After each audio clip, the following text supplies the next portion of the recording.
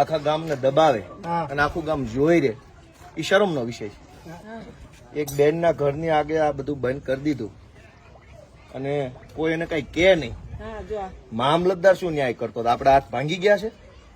મામલતદાર આટલું જીવીએ છે આપણે? આટલી હદે ખોટું થયું. આ કોર્ટમાં ગયો ભાઈ, તોય નિર્ણય નો દીધો અમને. આજે 8 વર્ષ આ નિર્ણય થઈ ગયો. જેને મને ફાંસીએ ચડાવે ફાંસીએ ચડાવી દે. ધારાસભ્ય ફાંસીને ફંદે લટકાડે આ નિર્ણય કર્યો છે.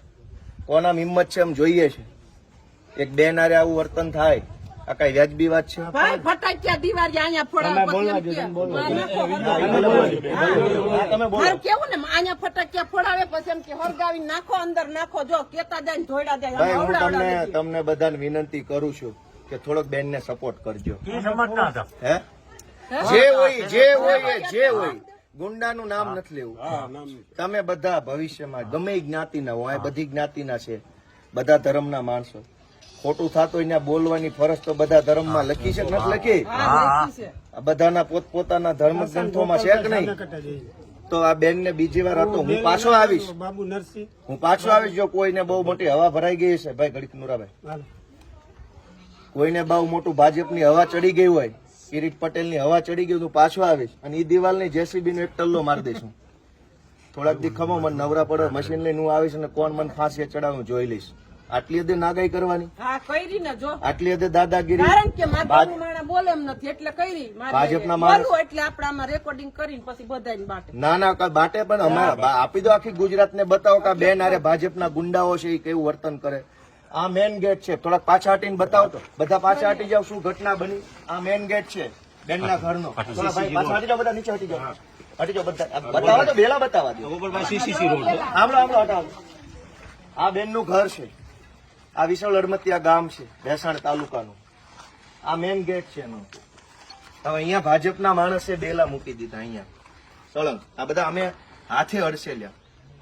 8 વર્ષથી આ ગેટ બંધ કરી દીધો. આવી નાગાઈ કરવાની, દાદાગીરી. શું કામ? તો કે હું ભાજપનો માણસ છું એટલે દાદાગીરી કરી. શું કામ? આ ભાઈ સીધા માણસ છે. આ બેલા અહીંયા મૂકી દીધા. અહીં સુધી લાઈન હતી અત્યારે.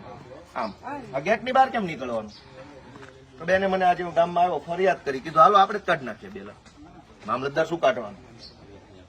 બરાબર. મામલતદાર ભાઈ આવતા જોઈ મુદ્દા પર જોઈને પાછા વયા જાય. ભાઈ બધા ભાજપ થી બીવે છે, ભાજપની લાજ કાઢે છે. આજે અમે ભેસાણ તાલુકાના વિશાળ અડમતિયા ગામે આ બેનના ઘરનો ગેટ ખુલ્લો કર્યો છે. જે ભાજપ વાળા મોકાતું હોય મને ફાંસીએ ચડાવી દે. હું જોઉં છું કોણ મને કઈ ફાંસીએ ચડાવે.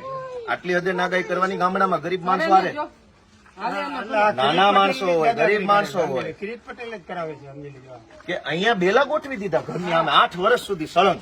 તો બહાર કેમ જવાનું? અંદર કેમ આવવાનું? પાયો કાઢ્યો ને તા વંડી સણવા નહોતા દેતા. હાંજે પાયો ચોખ્ખો કરે એટલે બેલા ન્યા સણાવી દેતા. આ તો અમારા કડી આવે ચોખ્ખી કરીને આ દિવાલ કરી. બીજી વાર અહીંયા બે બેલા જો હલાવે ને, અમે જેમ નાખ્યા છે એમાંથી હલાવે ને તો મને ફોન કરી દેજો. અહીં જેમ પડ્યા છે ને એમાંથી હલાવે ને તો મને કહી દેજો. હું જોઈશ કોણ પાણી વાળો ભાજપ વાળો છે. એવું થોડું જેમ મૂક્યા છે ને એમ રહેવા જોઈએ. અહીંથી કોઈ સીધાય નથી મૂકવાના. આવે ફેંક્યા એમ ભલે પડ્યા, ગોઠવવાની જરૂર નથી. એ દાદાગીરી થોડી. ગામ લોકો તમે જરાક બેનને ટેકો આપજો. હાવ આવું ન કરતા.